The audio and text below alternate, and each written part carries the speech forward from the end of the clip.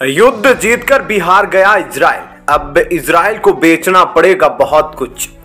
IMF यानी international मुद्रा कोष ने दी इजराइल को भयंकर चेतावनी। यहूदी ने कैसे बनाया अमेरिका को इतना धनी कि आज अमेरिकी राष्ट्रपति को आना पड़ा इजराइल। दोस्तों, सबसे पहले तो आपको बता दें कि जो इजराइल हमास का युद्ध है, इस युद्ध में केवल आदमी लोग ही नहीं मारे जाएंगे, बल्कि जो बचे हुए आदमी हैं उन पर क्या असर पड़ेगा, वैसा जानकर आप जरूर अपनी जेब टटोलने लगेंगे।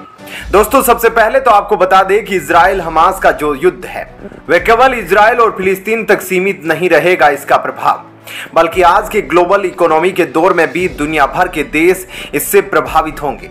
और इसमें भारत का भी नाम ऊपर की लिस्ट में है, क्योंकि भारत भी इजराइल को सपोर्ट कर रहा है। आपको बता दें कि IMF, जो कि अंतर्राष्ट्रीय मुद्रा कोष, एक बड़ी इंटरनेशनल ऑर्गेनाइजेशन है, उसने चेतावनी दी है कि इजराइल और हमास का जो युद्ध चल रहा है वो केवल दो देशों की इकोनॉमी को प्रभावित नहीं करेगा, बल्कि पूरी ग्लोबल इकोनॉमी को ध्वस्त करेगा।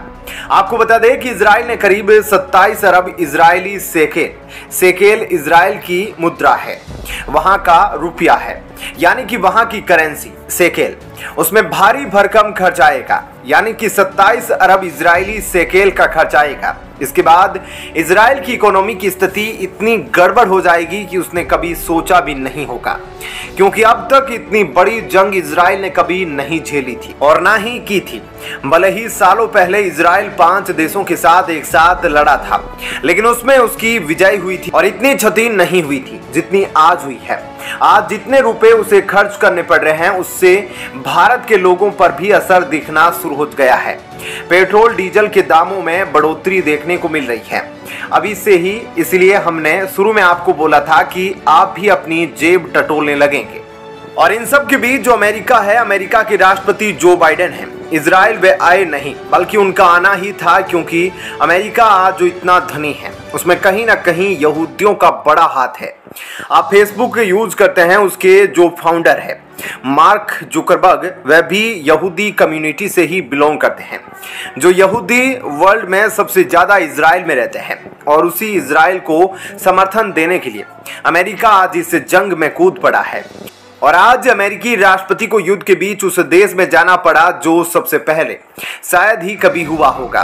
अब आपको थोड़ा सा डिटेल में बताते हैं कि कैसे जो यहूदी है वह अमेरिका को रीच बना रहे हैं। दोस्तों, अमेरिका का इजराइल के लिए सपोर्ट उसके खुद के स्ट्रेटेजिकल इंटरेस्ट को भी सपोर्ट करता है। उदाहरण के लिए इजराइल मिडिल ईस्ट में US के इंटरेस्ट को प्रमोट करता है, साथ ही इस्लामिक ग्रुप से जुड़ी इंटेलिजेंस प्रोवाइड करता है, और साथ ही उसको अपनी कटिंग आगे मिलिट्री टेक्नोलॉजी भी प्रोवाइड करता है। तो वैसे तो किसी भी देश की पॉलिसीज ज्यादातर उसके पॉपुलर पब्लिक ओपिनियन पर ही बेस्ड होती है, लेकिन US की डोमेस्टिक और फॉरेन पॉलिसीज मेजोरिटी की जगह उनकी माइनॉरिटी यानी कि जेविस कम्युनिटी के द्वारा गवर्न की जाती है।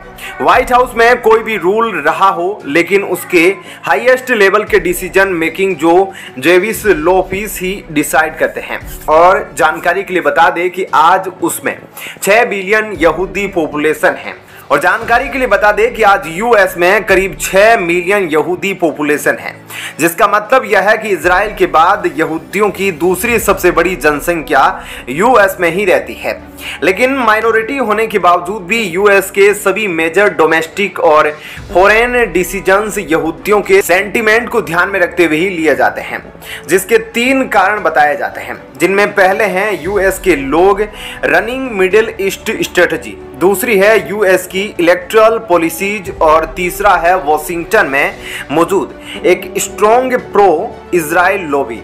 अगर फंडिंग की बात की जाए तो कहा जाता है कि pro Israel group US election में प्रेसिडेंशियल कैंडिडेट्स को भी भारी भरकम फंड्स प्रोवाइड करता है।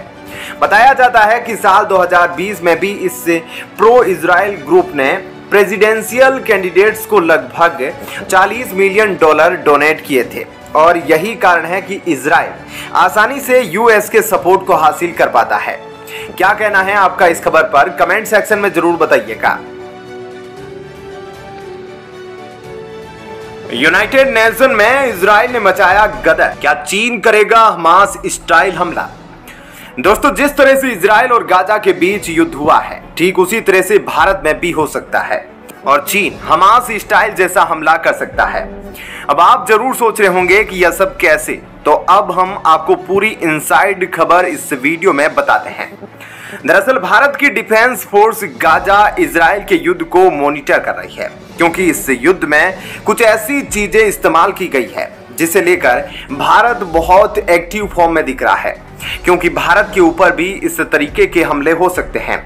जिस तरह से हमास के आतंकी घुसे थे फिलिस्तीन में और उसके लिए जो पैराग्लाइडर इस्तेमाल किया गया, उसे एक हथियार की तरह इस्तेमाल किया गया था एक जगह से दूसरी जगह घुसने के लिए। और भारत की टेंशन खासकर दो देशों से है, एक तो पाकिस्तान से और दूसरी चीन से, क्योंकि इन दोनों से भारत का बॉर्डर लगता है और भारत इसको पूरा स्टडी इसलिए कर रहा है क्योंकि चीन के पास भी कुछ इसी तरीके के हेलीकॉप्टर है, जिन हेलीकॉप्टर्स को यह अपने खेतों में इस्तेमाल करता है और यह एक तरीके से ग्लाइडर से बेहतर है और यह कम ऊंचाई पर उड़ सकते हैं। तो भविष्य में हो सकता है कि इसका इस्तेमाल बॉर्डर क्रॉस करने के लिए वह करे। हालांकि यह काफी रिस्की भी है और यह इसलिए रिस्की है क्योंकि यह बेहद कम ऊंचाई पर भी उड़ सकता है और करीब 2000 मीटर, और इसे निशाना भी आसानी से बनाया जा सकता है।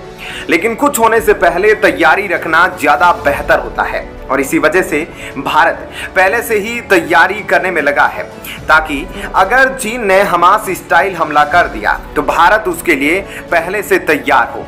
दूसरी तरफ इजराइल ने यूनाइटेड नेशन में गदर मचा दिया है। दरअसल अमेरिका ने इजराइल को सलाह दी थी कि तुम गाजा पर कब्जा मत करो, क्योंकि गाजा पर कब्जा करना एक बहुत बड़ी गलती होगी, लेकिन हमास का खात्मा करना जरूरी है क्योंकि हमास गलत है। जिसका जवाब देते हुए इजराइल ने यूनाइटेड नेशन में कहा कि हमारा इरादा कोई कब्जा करने का नहीं, हम कब्जा करने के लिए नहीं जा रहे हैं, लेकिन हमें जो जरूरी लगेगा वह हम जरूर करेंगे। ऐसे में हमास को खत्म करने के लिए इजराइल का कहना है कि उसे जो भी लगेगा वह हमास के खात्मे के लिए जरूरी है, वो काम वह जरूर करेगा। और ऐसा इजराइल ने कहा जब अमेरिका ने उसे कहा था कि गाजा पट्टी पर फिर से कब्जा करने के लिए इजराइल पर कोई भी कदम उठाना एक बड़ी गलती होगी।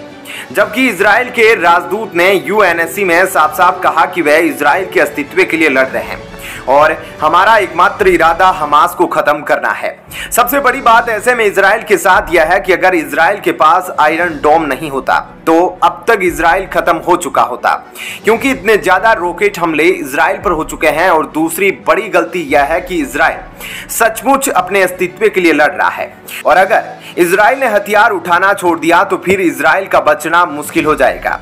अब हमास और इजराइल की यह लड़ाई कहां तक पहुंचती है यह तो आने वाले समय में पता चलेगा, लेकिन फिलहाल इजराइल के ऊपर भी दबाव बन रहा है और वह इसलिए बन रहा है क्योंकि ऐसा कहा जा रहा है कि पिछले 8-10 दिनों से गाजा में पानी, ईंधन और खाने पीने की चीजें सब कुछ रख चुकी है।